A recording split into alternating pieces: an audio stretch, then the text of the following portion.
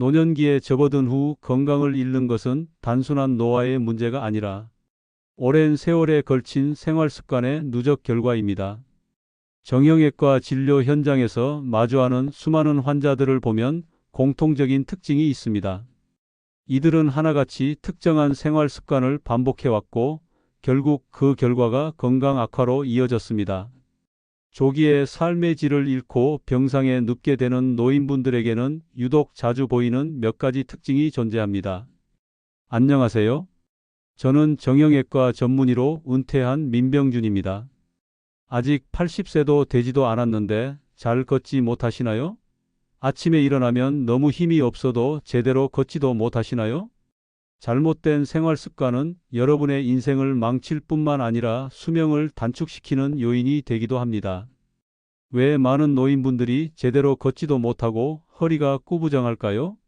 등산 1시간이라도 한다면 바로 병상에 누워버릴 분들도 많을 것이라고 생각합니다. 저는 86세의 나이에도 주말이면 등산을 하고 하루 1시간 이상 걸을 수 있을 만큼 건강합니다. 제가 본 영상에서 공개할 6가지 잘못된 생활 습관만 피하신다면 동년배 중에서 가장 젊고 건강하다는 말을 듣게 되실 겁니다. 본격적인 영상을 시작하기 전에 지금 바로 구독과 좋아요 버튼을 눌러주세요. 그래야 다음 건강 비결도 놓치지 않고 시청하실 수 있습니다. 이제부터 정말 중요한 내용을 말씀드리겠습니다. 이 영상 20분이 여러분의 인생을 완전히 바꾸어 버릴 것입니다. 그동안 누구도 제대로 알려주지 않았던 충격적인 진실들을 지금 여러분께 말씀드리겠습니다. 다음은 해로운 6가지 습관에 대한 설명입니다. 첫째는 앉아있는 시간이 지나치게 길다는 것입니다. 특히 은퇴 후 하루 대부분을 소파나 의자에 앉아 보내는 경우 하체 근육이 급격히 약해집니다. 노인의 하체 근육은 단순히 움직임을 위한 것만이 아니라 낙상을 방지하고 골절을 예방하는 데 중요한 역할을 합니다. 오랫동안 앉아있는 생활은 결국 허벅지와 종아리의 근력을 약화시키고 이는 곧 보행 기능의 상실로 이어집니다. 둘째는 물을 충분히 마시지 않는 습관입니다. 많은 노인분들이 갈증을 느끼지 않는다는 이유로 물 섭취를 줄이는데 이는 혈액순환의 저하와 노폐물의 배출 지연을 가져옵니다. 특히 관절액의 순환과 척추 디스크, 뇌 수분 유지에도 악영향을 미치게 되어 관절 질환이나 요통이 악화될 수 있습니다. 수분 부족은 단순한 갈증 이상의 문제를 유발합니다. 셋째는 정기적인 운동을 하지 않는다는 점입니다. 운동은 단순히 몸을 움직이는 것을 넘어서 신체 기능을 유지시키는 가장 기본적인 수단입니다. 나이가 들어갈수록 운동의 중요성은 오히려 더 커지지만 대부분의 노인들은 나이가 들었다는 이유로 스스로 몸을 움직이지 않으려 합니다. 매일 일정한 시간에 가벼운 걷기라도 하지 않는 경우 심혈관 기능 저하와 대사질환 위험이 높아지고 면역력도 급속히 떨어집니다. 넷째는 식습관의 불균형입니다. 특히 단백질 섭취가 부족한 식단은 노년기 근감소 중의 주요 원인입니다. 젊을 때보다 식욕이 줄어들었다는 이유로 하루 2끼만 드시거나 밥과 김치만 드시는 경우가 많습니다. 그러나 이는 근육의 유지에 필요한 영양분을 공급하지 못하며 면역 기능 저하로도 이어집니다. 음식의 양보다 질이 중요하며 연세가 드실수록 더욱 철저한 식단 관리가 필요합니다. 다섯째는 수면의 질을 등한시하는 습관입니다. 단순히 잠을 오래 잔다고 해서 건강이 유지되는 것이 아니라 일정한 수면 패턴과 깊은 숙면이 중요합니다. 밤늦게 잠들고 아침에 늦게 일어나는 생활은 수면 리듬을 무너뜨리고 낮 동안의 활동성에도 영향을 미칩니다. 수면 부족은 인지기능 저하와 우울감의 주요 원인 중 하나로 작용합니다. 여섯째는 정서적인 고립입니다. 친구와의 교류를 줄이고 가족과도 거리를 두는 생활은 정신 건강을 해치는 지름길입니다. 정신적 활력이 떨어지면 활동 의욕도 함께 사라지며 결국 신체 건강에도 부정적인 영향을 미칩니다. 대화와 교류는 뇌 기능을 유지하고 일상의 활력을 되찾게 하는 중요한 요소입니다. 이처럼 단순한 생활 습관 하나하나가 결국 노년기의 건강과 직결됩니다. 무심코 반복해온 일상이 몸의 기능을 서서히 마비시키고 있다는 사실을 인식하는 것이 중요합니다. 건강한 노년기를 원하신다면 지금이라도 본인의 생활을 점검하고 나쁜 습관을 과감히 버려야 할 때입니다. 노년기 건강을 지탱하는 첫 번째 생활 습관은 걷기입니다. 걷기는 누구나 할 수 있는 가장 기본적이면서도 강력한 건강 유지 수단입니다. 특히 정형외과 환자들에게서 공통적으로 관찰되는 문제는 걷지 않음으로 인한 하체 근력, 저하와 관절 가동성의 제한입니다. 단순한 운동처럼 보이지만 걷기야말로 관절 건강의 핵심입니다. 오랫동안 진료하며 기억에 남는 환자 중 한 분은 당시 77살이었던 이춘자 어르신이었습니다. 이 어르신은 처음 내원할 당시 무릎 통증 때문에 혼자서는 도보로 병원까지 오시는 것이 어려운 상태였습니다. 그분은 오랜 세월 집안에서 대부분의 시간을 보내셨고 외출은 거의 없으셨습니다. 걷는 것보다 앉아 있거나 누워 있는 시간이 많아지면서 자연스럽게 무릎 관절 주변의 근육이 극도로 약화되었고 결국 계단은 물론 평지에서도 넘어질 정도로 균형 감각을 잃고 있었습니다.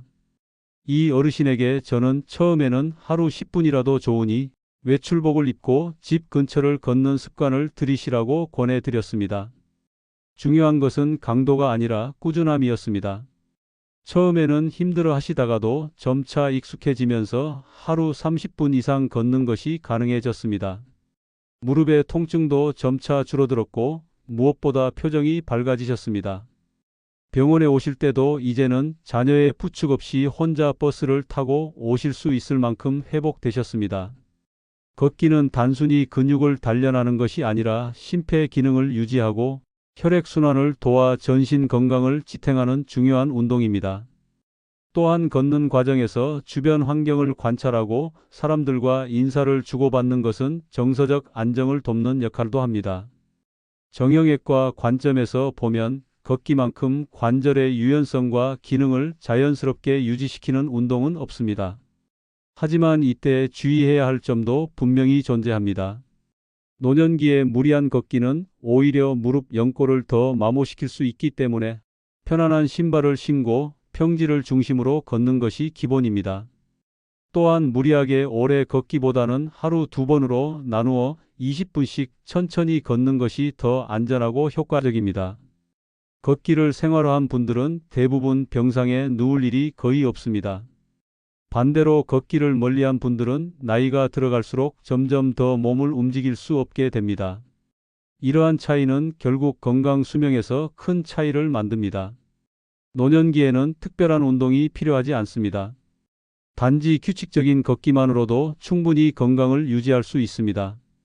중요한 것은 오늘부터 실천하는 것입니다. 걷는 습관이야말로 당신의 남은 인생을 더욱 건강하고 활기차게 만들어 줄 수 있는 가장 강력한 도구입니다. 노년기에 접어들면 수면의 질이 현저히 떨어지는 경우가 많습니다. 잠이 오지 않거나 자주 깨는 현상이 반복되고 이로 인해 낮 동안 졸리거나 무기력해지는 경험을 하게 됩니다. 그러나 수면 문제는 단순한 불편함이 아니라 신체 전반의 기능 저하와 면역력 약화로 이어질 수 있는 심각한 건강 문제입니다. 바람직한 생활 습관으로서 규칙적인 수면 리듬 유지는 매우 중요합니다. 기억에 남는 환자 중 한 분은 당시 83살이었던 김문자 어르신이었습니다.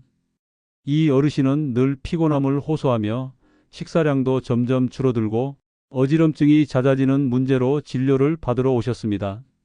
여러 검사를 진행했지만 특별한 내과적 질환은 발견되지 않았습니다. 그러던 중 상담을 통해 밝혀진 것은 밤마다 잠을 설치고 새벽까지 텔레비전을 보신 뒤 늦은 아침에야 겨우 일어나신다는 생활 패턴이었습니다. 수면의 질은 매우 낮고 낮과 밤이 뒤바뀐 상태였던 것입니다. 수면 리듬이 무너지면 우리 몸의 생체시계도 혼란을 겪게 됩니다. 노년기에는 수면 시간이 줄어드는 것이 자연스럽지만 일정한 시간에 자고 일정한 시간에 일어나는 습관은 신체의 회복력과 정신 건강에 매우 중요한 영향을 미칩니다. 김문자 어르신에게는 매일 같은 시간에 잠자리에 들고 아침 햇볕을 받으며 일어나는 습관을 권해드렸습니다. 이와 함께 저녁 식사 이후에는 자극적인 활동이나 화면 시청을 자제하고 따뜻한 물로 반신욕을 하거나 스트레칭을 하는 습관도 함께 실천하도록 지도했습니다. 몇 달 뒤 이 어르신은 얼굴빛이 확연히 달라진 모습으로 다시 병원을 찾으셨습니다. 밤에 푹 잘 수 있게 되니 피로가 사라지고 식사도 다시 제때 하게 되었으며 무엇보다 다시 걷기 운동을 할 수 있는 기력이 생겼다고 하셨습니다. 수면의 질이 전신 건강에 얼마나 큰 영향을 주는지를 보여주는 좋은 사례였습니다. 정형외과 진료에서는 수면이 통증 민감도에 미치는 영향도 자주 목격하게 됩니다. 잠을 충분히 자지 못한 날에는 관절 통증을 더 심하게 느끼는 경우가 많고 수면 부족은 재활 치료의 효과를 떨어뜨리는 요인으로 작용합니다. 즉, 수면은 몸을 쉬게 하는 단계를 넘어서 회복과 재생을 위한 필수 조건이라 할 수 있습니다. 노년기의 수면 건강을 위해서는 몇 가지 중요한 원칙을 지키는 것이 좋습니다. 첫째, 매일 같은 시간에 잠자리에 들고 같은 시간에 일어나는 습관을 들이는 것입니다. 둘째, 낮잠은 짧게 하고 오후 늦게는 피하는 것이 좋습니다. 셋째, 수면 전 자극적인 빛이나 소음을 피하고 마음을 안정시키는 활동으로 마무리하는 것이 중요합니다. 넷째, 수면제에 의존하지 않도록 하고 가능한 한 자연적인 방법으로 수면 유도 환경을 만드는 것이 좋습니다. 잠을 잘 자는 것은 젊음과 활력의 근본이 됩니다. 깊고 규칙적인 잠은 면역력, 기억력, 기분 안정, 운동 능력 모두에 영향을 미칩니다. 단순한 생활 습관 변화만으로도 삶 전체가 바뀔 수 있으며 수면은 그 출발점이 됩니다. 노년기에 접어들면서 많은 분들이 식사량이 줄고 입맛도 예전 같지 않다고 말씀하십니다. 그러나 이 시기에 가장 신경 써야 할 부분이 바로 단백질 섭취입니다. 식욕 저하와 함께 간단한 식사로 하루를 때우는 경우가 많은데 이로 인해 근육량이 급격히 감소하게 됩니다.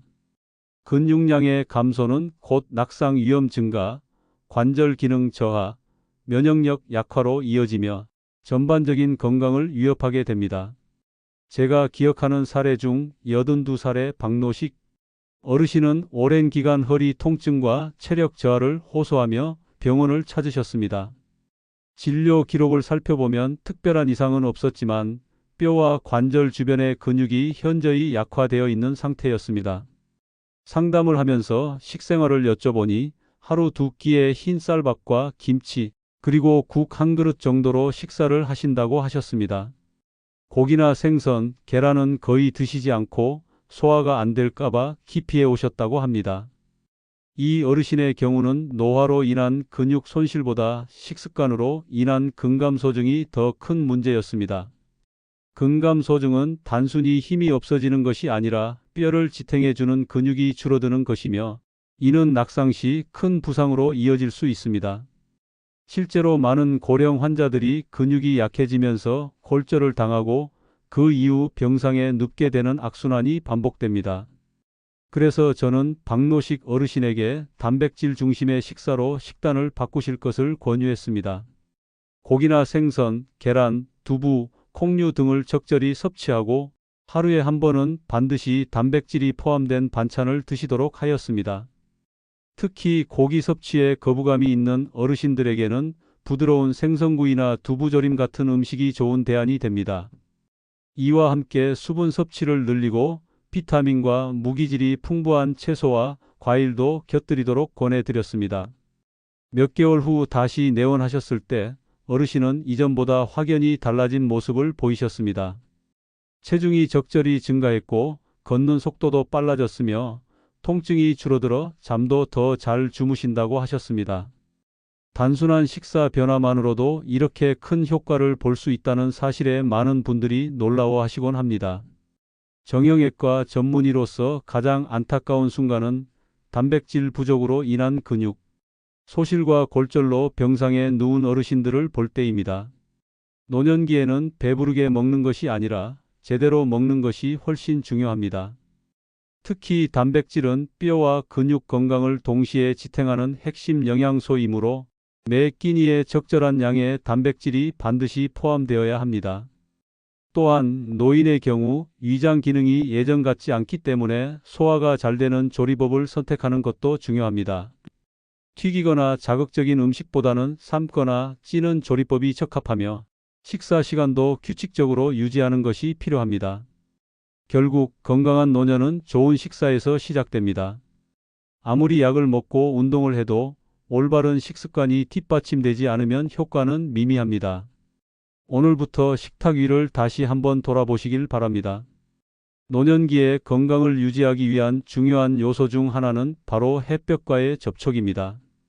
햇볕은 단순히 외출 시 쬐는 빛이 아니라 우리 몸에 필수적인 비타민 D 합성에 결정적인 역할을 합니다. 특히 뼈 건강과 면역력 유지에 있어 햇볕은 약으로도 대체할 수 없는 천연 자원입니다. 햇볕을 피하는 생활은 골다공증, 면역 저하, 우울증으로 이어질 수 있으며 이는 전반적인 신체 기능 저하로 직결됩니다. 제가 진료하던 중 78살의 이순례 어르신이 있었습니다. 이 어르신은 잦은 골절과 만성 요통으로 내원하셨는데 처음 배웠을 때 얼굴색이 매우 창백하고 손등의 혈관이 얇고 푸르게 드러날 정도로 혈액순환이 좋지 않았습니다. 상담을 통해 알게 된 것은 햇볕을 거의 쬐지 않는 생활을 수년째 해오셨다는 점이었습니다. 피부가 타는 것이 싫어 낮에는 외출을 피하고 대부분 창문을 닫은 채 실내에서만 생활하신다고 하셨습니다. 문제는 골밀도 검사에서 명확히 드러났습니다. 뼈의 밀도가 또래 평균보다 훨씬 낮았고 실제로 요추 압박 골절의 초기 증상이 확인되었습니다. 이는 햇볕 부족으로 인한 비타민 D 결핍과 연관이 깊었습니다. 비타민 D는 칼슘의 흡수를 도와 뼈를 강화시키는 중요한 성분이지만 식이로만 보충하기에는 한계가 있고 피부가 햇볕을 받아야 체내에서 제대로 합성됩니다. 이순애 어르신에게는 매일 오전 짧게라도 햇볕을 쬐는 시간을 갖도록 권유했습니다. 창문 너머가 아닌 실제로 바깥 공기를 마시며 피부에 햇빛이 직접 닿는 형태로 말입니다. 처음에는 10분 정도 걷는 것이 고작이었지만 차차 시간과 횟수를 늘리며 일상에 자연스럽게 햇볕을 받아들이게 되었습니다. 여기에 적절한 운동과 단백질 식단을 병행하면서 몇 달 뒤에는 골밀도 수치가 개선되고 허리 통증도 점차 줄어드는 효과를 보이셨습니다. 햇볕은 단순한 자연광이 아니라 노인의 뼈를 지키고 정서를 안정시키며 생체 리듬을 정상화하는 종합적인 치료제입니다. 특히 햇볕은 수면 호르몬과도 밀접한 관련이 있어 낮 동안 햇볕을 충분히 쬐은 사람은 밤에도 더 깊은 잠을 잘 수 있습니다. 이는 노년기 불면증이나 우울증 완화에도 도움이 됩니다. 햇볕을 쬐을 때는 몇 가지 주의할 점이 있습니다. 여름철에는 오전 시간대를 선택하고 지나치게 강한 자외선을 피하는 것이 좋습니다. 가볍고 통풍이 잘 되는 옷을 입고 모자나 선글라스를 활용하면 부담을 줄이면서도 효과적으로 햇볕을 받을 수 있습니다. 무엇보다 중요한 것은 매일 규칙적으로 바깥 활동을 하는 습관을 들이는 것입니다. 정형외과 관점에서 햇볕은 뼈 건강을 위한 가장 자연스럽고 효과적인 처방 중 하나입니다. 약물 치료보다 먼저 실천할 수 있고 부작용이 없으며 기분까지 좋게 만드는 이 생활 습관을 놓치지 마시기 바랍니다. 노년기 건강의 악화는 대부분 갑자기 나타나는 것이 아니라 오랜 시간 쌓여온 생활 습관의 결과입니다. 바꿔 말하면 잘못된 습관을 인식하고 조금씩 고쳐 나가는 것만으로도 건강은 충분히 회복될 수 있습니다. 이 마지막 장에서는 앞서 다룬 나쁜 습관들을 실질적으로 개선하기 위한 구체적인 방법을 제시합니다. 가장 먼저 필요한 것은 스스로의 일상을 점검하는 것입니다. 하루 중 앉아 있는 시간이 몇 시간인지, 식사는 무엇을 중심으로 하고 있는지, 운동은 얼마나 하는지를 기록해 보는 것이 시작입니다. 병원 진료에서 느끼는 것은 대부분의 분들이 본인의 습관을 정확히 알지 못하거나 대수롭지 않게 여긴다는 점입니다. 그러나 작은 습관 하나가 건강의 향방을 결정짓습니다. 두 번째는 하나씩 단계적으로 개선해 나가는 것입니다. 예를 들어 걷기 운동을 시작하겠다고 마음먹었다면 처음부터 무리하게 많은 시간을 걷기보다는 5분, 10분씩 짧게 시작하여 매일 조금씩 시간을 늘려가는 것이 중요합니다. 너무 욕심을 내면 몸에 무리가 오고 결국 포기하게 됩니다. 노년기 건강 습관은 빠르게가 아니라 꾸준히가 핵심입니다. 세 번째는 주변 환경을 건강 중심으로 바꾸는 것입니다. 늘 어두운 실내에서 생활했다면 커튼을 열고 자연광을 들이고 텔레비전이나 휴대전화를 오래 보는 대신 책을 보거나 바깥 산책을 하는 방향으로 일상의 구조를 전환해야 합니다. 식사도 마찬가지입니다.